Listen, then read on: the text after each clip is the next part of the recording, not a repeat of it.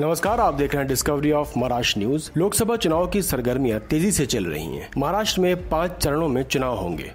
पहले चरण में 19 अप्रैल, दूसरे चरण में 26 अप्रैल, तीसरे चरण में 7 मई, चौथे चरण में 13 मई और पांचवें चरण में 20 मई को वोट डाले जाएंगे। महाराष्ट्र में 2024 का लोकसभा चुनाव खास होने वाला है। यहाँ पहली बार होगा जब 2 गुटों में बटी एनसीपी और शिवसेना आमने सामने होगी। ऐसे में ये देखना दिलचस्प होगा कि कौन सी पार्टी कितनी सीट जीतती है। वहीं अंधेरी विधानसभा में राजनीतिक परिवर्तन आंदोलन संविधान की रक्षा के लिए दूसरी चर्चा सत्र की एक बैठक हुई। ये बैठक Shivaji Nagar cooperative housing society Juhu Versova link road Andheri west में हुई, जिसमें हर सामाजिक संस्थाएं और संगठन शामिल हुए और सबने लोगों को जागरूक किया कि अपना कीमती वोट का मूल्य जानिए। किसी भी पार्टी को वोट दीजिए, पर ये देख कर दीजिए कि वो प्रत्याशी आपके कितना काम आता है। निकलेंगे, कसम खाते हैं, कसम खाना चाहिए कि हमको घर से निकल करके एक एक आदमी को एक मत देना चाहिए। मैं ये नहीं बोलता किसी पार्टी के विरुद्ध में, हमने हमारी संगठन जो बनी है वो सभी को, सभी धर्मों को, सभी पार्टियों को एक मानती है, क्योंकि कुल मिलाकर के वो हमारे भारत के रहवासी है। कि कभी इस पार्टी कभी उस पार्टी, तो इससे भी लोगों को मायूसी बहुत बढ़ गई है कि वो जो लोग हमको कहते हैं कि 500 रुपये में वोट ना बेचना भाइयों, वरना देश भरना है, लाइट का बिल भरना है, इसलिए मैं लेता हूँ। उनको क्या कमी है जो करोड़पति अरबपति बने हुए हैं। यहाँ हम जो संदेश दे रहे हैं लोगों में वो बहुत ही खराब है। मैं ये चाहता हूँ, सारे लोगों से अपील करता हूँ, देशवासियों से और मेरे पत्रकार भाइयों से ज़्यादा अपील करूँगा कि ये इस बात को आगे तक पहुँचाने हक का, अपने अधिकार का इस्तेमाल करें। ये वो हक है जो प्रधानमंत्री को मिलता है, वो सेम अधिकार एक गरीब आदमी को भी मिलता है। अखंडता और समता का संदेश देता है ये पर्व। इसीलिए मैं सबसे निवेदन करता हूँ, फिर से अपील करता हूँ कि सब घर से दें और लोगों को निकालने। संघटनाचं नाव आणि याबद्दल आता जी आपली चर्चा झाली त्या चर्चेच्या अनुसरून आता जे स्पीच दिलं ते अत्यंत सुंदर स्पीच आहे, पण खरं बघायला गेलं तर राजकीय परिवर्तन चळवळ तुमची आहे, याबद्दल वाद नाही। पण माझं म्हणणं असं आहे की तुम्ही कुठला विषय धरताय, नेमका उमेदवाराचा विषय धरताय की नेमके मतदान करावं, जास्त मतदान व्हावं हा विषय आहे। नेमका तुमचा विषय काय? नेमका आमचा पहिला विषय असा आहे की ह्या मतदारसंघातील मतदारांना जागृत करणं आणि मतदार जागृत झाल्याच्या नंतर आपला कॅन्डिडेट कोण असावा, उमेदवार तो कसा असावा हा निवडणं ही आमची जबाबदारी आहे।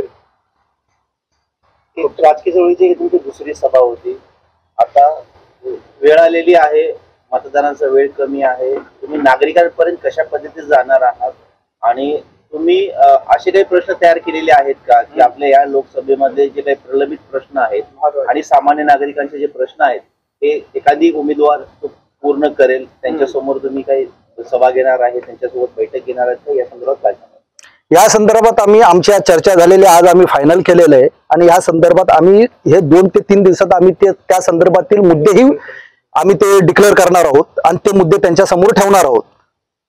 तर आपण हे राजकीय परिवर्तन चळवळ जी आहे ती अंधेरी पश्चिम विधानसभेमधून सुरू होत आहे। मागच्या लोकसभेच्या निवडणुकीमध्ये मुंबईमध्ये 36 विधानसभेमध्ये सर्वात कमी मतदान अंधेरी पश्चिम विधानसभेमध्ये झालं, तो 43%। तर ही परिवर्तन चळवळ मतदानाचा टक्का वाढवण्यासाठी कोणते उपाययोजना करणार? घरोघरी जनजागृती करणे हा आमचा उद्देश असेल। आज जी ही चळवळीमध्ये जी सर्व ज्या सामाजिक संघटना आहेत, कारण एकटा पीबी कोकरे सर्वांपर्यंत पोहोचू शकत नाही, एकटा इम्तियाज भाई काय पोहोचू शकत नाही, अन्सारी साहेब पोहोचू शकत नाही, म्हणून आम्ही ह्या सर्व सामाजिक संघटनेचं एक फेडरेशन बनवलं आणि त्या प्रत्येक वार्डमध्ये त्या फेडरेशनला जबाबदारी दिली जाईल। त्या प्रत्येक वार्डमध्ये त्यांची जबाबदारी आहे की त्या जनजागृती करणं आणि त्या मतदाराला मतदान करण्यास प्रवृत्त करण्याचं काम त्यांची जबाबदारी आहे। ती आम्ही सर्वांना आता काम ह्याच्या पुढे वाटून देणार आहोत। त्या पद्धतीने आता सांगण्यात आलं की तुम्ही लोकांपर्यंत पोहोचू शकत नाही एकटे, बरोबर आहे। आज मीडियाचा तुम्ही आसरा चांगला घेऊ शकता, व्हॉट्सअप सारखे ग्रुप्स आहेत, फेसबुक ग्रुप, अशा पद्धतीने तुम्हाला जास्त पोहोचता येईल लोकांपर्यंत। त्याची प्रक्रिया तुम्ही कशी करताय? जे हे यंत्रणा आहे मीडिया त्यामध्ये कशी प्रयत्न करताय? आता मीडिया जे असेल, हे आता प्रिंट मीडिया असो, इलेक्ट्रॉनिक मीडिया असेल, हे सर्व सामाजिक क्षेत्रातले वावरणारे मीडियावाले आहेत आणि ते आमचं सामाजिक काम पाहून या ठिकाणी उपस्थित आहेत। मोठे मीडिया असतील त्यांचं पॅकेज आपण देऊ शकत नाही, ते आमच्यापर्यंत आणि ग्राउंडला हे प्रश्न कशाला त्यांना दिसतील? त्यांना सकाळी आपण बघलं टीव्ही लावली की काहीतरी ऍड येतात, हा विकास झाला, तो विकास झाला, अमकं झालं, तमकं झालं, सकाळी चालू केल्या चालू होतं, कारण हे ह्यांनी बांधून ठेवलेलं आहे। हे फक्त ते खोटं त्या ठिकाणी अफवा आहेत, काहीच विकास झालेला नाही, पण ह्यांनी ठरवलेलं आहे की आमच्याबद्दल हे तुम्ही दाखवत बसा। लोकांना सोशल मीडियाच्या माध्यमातून हे दाखवायचं, त्याची शहानिशा करायची नाही आणि मतदान करायचं आणि पुन्हा आपण सत्तेत बसायचं।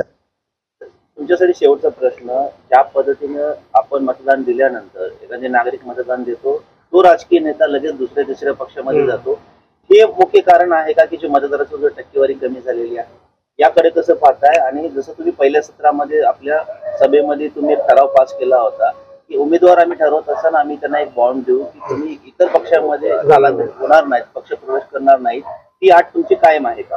ती आमची अट बॉन्ड प्रत्येक पक्षाच्या पक्षप्रमुखाला असेल. समजा कोणत्या पक्षाचा जो उमेदवार असेल त्या पक्षाच्या प्रमुखालाही असेल आणि त्या उमेदवाराकडूनही आम्ही तो बॉन्ड भरून घेणार आहे की बाबा तुम्हाला उद्या आम्ही मतदान द्यायचं, पण ते मतदान का द्यायचं आणि तुम्हाला जर आम्ही मतदान देतो, एखाद्या पक्षाकडे बघून देतो, एखाद्या उमेदवाराकडे बघून देतो आणि तो जर उमेदवार उद्या त्या जागेवर राहणार नसेल, दुसरीकडे जाणार असेल, तर इथल्या मतदारकर्त्यांनी पुन्हा जायचं कोणाच्या पाठीमागे, त्याचे प्रश्न कसे सुटणार? म्हणून त्याला ते बंधन घातलं जाईल. एका जागेवर ठाम राहायचं असेल तर त्या पद्धतीचा आपला तो बॉन्ड बनवला जाईल. नाहीतर आजची परिस्थिती तुम्ही पाहताय, सकाळी एका पक्षात आहे, दुपारी एका पक्षात आहे, रात्री जेवतोय तिसऱ्या पक्षात जाऊन. मग मतदाराकडे तुम्ही येता त्यावेळी हात जोडता आणि त्याच्याकडे तुम्ही मतदान मागता. ते कोणत्या आशेने मतदार मागता? उद्या चपलं काढतील. मतदार जो समाजबंधू भगिनी आहे, चपला हातात घेऊन उभा राहील तुमचं स्वागत करायला. कारण असं घाणेरडं राजकारण तुम्ही करताय. आणि त्यांच्या मतदानाचा, मी मगाशी सांगितल्याप्रमाणे, मतदार हा देशाचा राजा आहे आणि त्या राजाच्या पायधणी मिळवून या संविधानाची तुडवणूक करून, लोकशाहीची गळचेपी करून तुम्ही कुठेतरी गुंडागर्दी, हुकुमशाही पद्धतीने मनमानी करताय. मला तुम्ही निवडून दिलत ना, मी उद्या कोणत्याही पक्षात जाईन, मी हम करे कायदा काही केलं तरी मला तुम्ही प्रश्न विचारायचा नाही. ही जी मनस्थिती कुठे उमेदवाराच्या मनात झालेली, ती प्रथमतः आपल्याला काढून टाकावी लागेल. आणि त्या मतदाराला त्यांनी ठरवलं पाहिजे की मतदार ह्या देशाचा राजा आहे, त्याप्रमाणे मतदार हा आम्हाला ठरवतोय की पुढे पाठवणार, तो निर्णय घ्या, त्या पद्धतीने त्याला वागावं लागेल. सभा में मौजूद श्री पी.बी. कोकरे, महाराष्ट्र क्रांति संगठन, श्री इम्तियाज शेख, शेख फाउंडेशन, श्रीमंत बापू तुरणे, नागार्जुन सामाजिक संस्था, श्री विलास जगताप बौद्ध सांस्कृतिक मंडल के साथ साथ और भी कई संस्थाओं ने हिस्सा लिया और अपने विचारों का आदान प्रदान किया। देखते रहिए discovery of Maharashtra news. Siraj Shaikh की रिपोर्ट।